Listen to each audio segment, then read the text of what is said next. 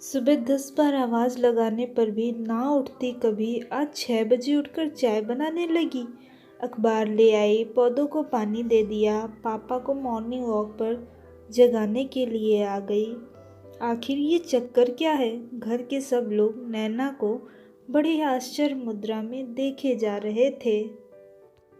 जब सबके सब्र का बांध टूट गया तो उसने मासूम से लहजे में कहा, वहाँ ससुराल में थोड़ी ही होगा कोई मेरे आगे पीछे घूमने के लिए। शादी तय हुए अभी 3 महीने ही हुए थे और नैना की समझ में इतना परिवर्तन। बेटी को बड़े होते देख सब खुश भी थे और दुखी भी। शादी हुई, नैना अपने नए घर आई। सुबह नींद नहीं खुलेगी सोचकर वह पूरी रात नहीं सोई।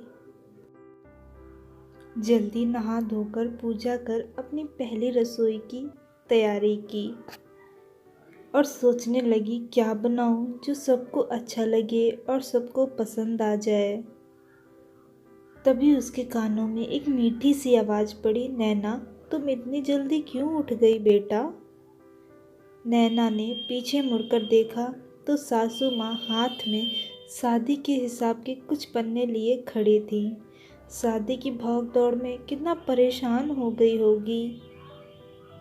फिर घर वालों की याद भी आ रही होगी। ऐसे में अगर नींद पूरी नहीं करोगी तो अपनी तबीयत बिगाड़ लोगी।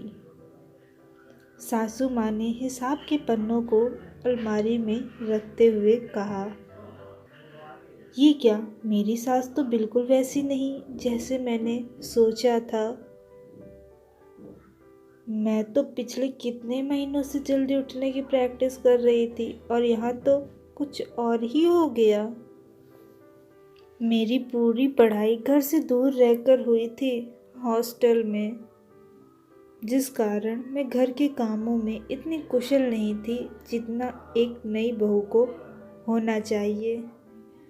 पहली रसोई में रोटी बनाने का रिवाज है हमारे यहाँ। आटा गीला हो जाने की वजह से रोटी उतनी गोल नहीं बनी जितने की होनी चाहिए थी।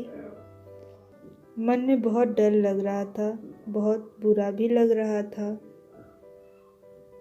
मन ही मन माँ को कोस रही थी, क्यों मुझे डांटकर अच्छे से घर का काम नहीं सिखाया। सुबह की रस्म जैसे तैसे हुई। सब लोगों के लिए खाना बनाने की तैयारी हो रही थी।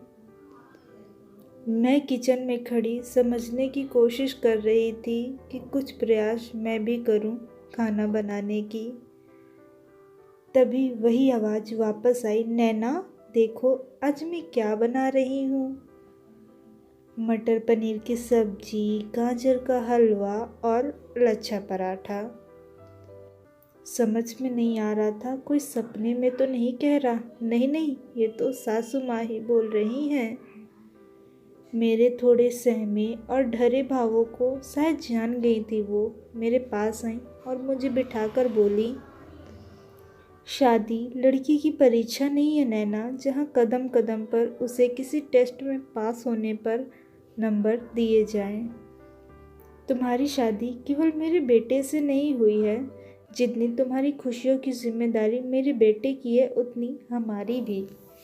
मैं तुम्हें इस घर में केवल काम करवाने, तुम्हारी खूबियों को परखने, तुम्हारी आज़ादी को छीनने या तुम हमारे लिए क्या बलिदान कर सकती हो ये जानने के लिए नहीं लाई हूँ।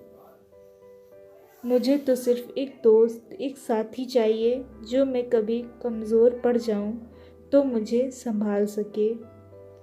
धागे का वो हिस्सा चाहिए जो घर के सारे मोतियों को प्यार और स्नेह की माला में बनाए रखे। मैं नहीं मानती कि बहू को सुबह जल्दी उठकर नहा धोकर पूजा कर लेनी चाहिए। अगर उसे कुछ आना चाहिए तो वो है प्यार करना, परिवार से, और सबसे ज़रूरी है खुद से। ये शादी तुम्हारे सपनों की कुर्बानी नहीं है बेटा, तुम्हारे सपनों की उड़ान है। हम सब तुम्हारे साथ हर कदम, हर पल, हर समय आज नैना की शादी को 5 साल हो गए थे, लेकिन उसने अपनी शादी में जो सबसे अनमोल रिश्ता निभाया था वो था माँ का। अगर आप लोगों को हमारी ये वीडियो अच्छी लगी हो तो इस वीडियो को लाइक करिएगा, शेयर करिएगा और हमारे चैनल को सब्सक्राइब करना मत भूलिएगा।